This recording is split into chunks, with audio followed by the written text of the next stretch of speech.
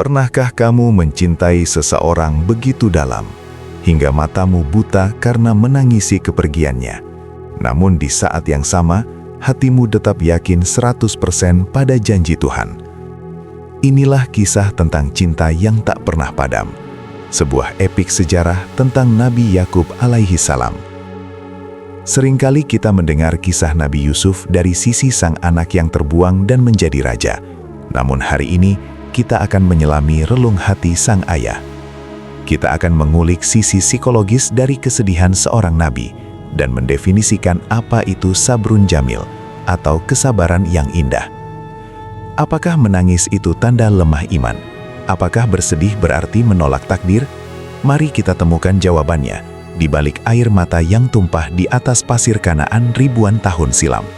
Tragedi itu bermula dari sebuah kedustaan. Ketika baju gamis Yusuf dibawa pulang dengan lumuran darah palsu, dunia Yakub seketika runtuh. Sebagai seorang ayah yang memiliki firasat tajam, hatinya menolak percaya bahwa serigala telah memakan putra kesayangannya. Namun bukti fisik ada di depan mata, dan anak-anaknya bersumpah atas nama kebenaran yang semu. Disinilah momen krusial itu terjadi.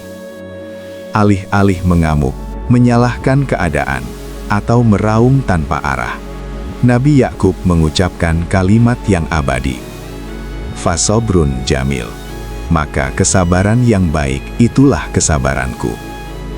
Ini bukan sekadar kata-kata penenang, melainkan sebuah benteng pertahanan mental pertama. Ia memilih untuk menelan kepahitan itu bulat-bulat, menyimpan badai di dalam dadanya sendiri, meski jiwanya tercabik-cabik oleh rindu yang baru saja dimulai. Tahun demi tahun berganti, musim demi musim berlalu di tanah Kanaan. Namun rindu di hati sang ayah tidak pernah surut barang sedikitpun. Al-Quran menggambarkan kondisi fisik Nabi Yakub dengan sangat detail dan memilukan. Kedua matanya menjadi putih karena kesedihan. Ini adalah manifestasi fisik dari tekanan psikologis yang teramat berat. Ia menangis dan terus menangis hingga penglihatannya terenggut. Namun perhatikanlah, kebutaan ini bukanlah tanda keputusasaan. Matanya buta terhadap dunia, namun mata hatinya justru semakin tajam melihat janji Allah.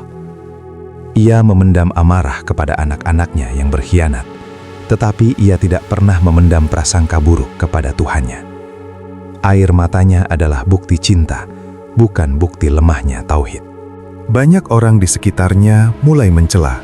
Mereka berkata, "Demi Allah, engkau tidak henti-hentinya mengingat Yusuf, sehingga engkau menjadi sakit berat atau termasuk orang-orang yang binasa."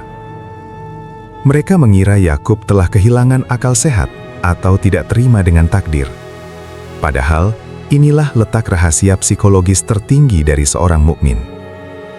Nabi Yakub menjawab bahwa ia hanya mengadukan kesusahan dan kesedihannya kepada Allah, bukan kepada manusia. Ia tahu dari Allah apa yang tidak mereka ketahui. Ini mengajarkan kita sebuah pelajaran mahal. Menangis itu manusiawi, bersedih itu fitrah. Islam tidak melarang air mata. Yang dilarang adalah meratapi nasib kepada makhluk dan berputus asa dari rahmat Sang Pencipta. Yakub mengajarkan kita manajemen of grief atau manajemen kesedihan yang berorientasi vertikal, langsung ke langit. Ujian tidak berhenti di situ. Ketika luka lama belum sembuh, luka baru ditorehkan. Benyamin, putra bungsunya, penyejuk hatinya yang tersisa, juga tertahan di Mesir. Bayangkan hancurnya hati seorang ayah tua yang buta ini. Kehilangan satu anak sudah cukup membuatnya buta. Kini ia kehilangan anak yang lain. Secara logika manusia, ini adalah titik di mana seseorang akan hancur total dan kehilangan iman. Tapi, lihatlah keteguhan Nabi Yakub. Kalimat sabrun jamil kembali menjadi pegangannya. Ia berkata, "Mudah-mudahan Allah mendatangkan mereka semua kepadaku." Di puncak kesedihan, harapannya justru memuncak. Semakin gelap malam, semakin ia yakin fajar akan menyingsing. Ini adalah level tawakal yang sulit dinalar logika, namun nyata bagi mereka yang mengenal Tuhannya. Dan tibalah saat pembuktian itu. Ketika kafilah baru saja bertolak dari gerbang Mesir, ratusan kilometer jauhnya, indera penciuman seorang ayah yang dipenuhi cinta mampu menangkap sinyal itu. Nabi Yakub berkata kepada orang-orang di sekitarnya, "Sesungguhnya aku mencium bau Yusuf, sekiranya kamu tidak menuduhku lemah akal." Lagi-lagi, logika manusiawi tidak akan mampu memahaminya.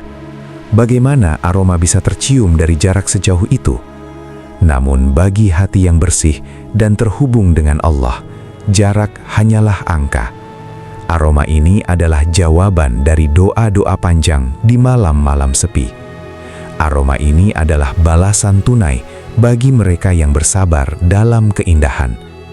Keyakinan yang ia pegang teguh selama puluhan tahun, yang dianggap gila oleh orang lain, kini mulai terbukti nyata. Tatkala pembawa kabar gembira itu datang dan meletakkan baju Yusuf ke wajahnya, seketika itu juga ia dapat melihat kembali. Perhatikan simbolismenya. Dulu, baju yang berlumuran darah palsu menjadi penyebab kesedihannya. Kini, baju yang membawa aroma kebenaran menjadi obat penyembuhnya. Penglihatannya pulih bukan hanya secara fisik, tapi juga menjadi pembenaran atas visi spiritualnya selama ini. Allah tidak pernah tidur. Allah tidak pernah melupakan tetesan air mata hambanya yang tulus. Nabi Yakub membuktikan bahwa sabrun jamil bukan berarti pasrah tanpa harapan, melainkan bertahan dalam badai dengan keyakinan bahwa matahari pasti masih ada di balik awan hitam itu. Kisah ini ditutup dengan reuni yang mengharukan di tanah Mesir. Keluarga itu bersatu kembali, dan mimpi lama menjadi nyata. Dari kisah Nabi Yakub, kita belajar definisi sejati dari kesabaran yang indah. Bahwa menangis itu boleh, bahwa rindu itu wajar, bahwa hati seorang ayah bisa hancur berkeping-keping. Namun, selama kepingan hati itu masih memantulkan nama Allah, maka pertolongan itu dekat. Jangan pernah merasa bersalah karena kesedihanmu. Tapi khawatirlah jika kesedihan itu membuatmu meragukan rahmat-Nya. Semoga kita memiliki hati setangguh Yakub, yang cintanya tak pernah padam, dan harapannya tak pernah putus.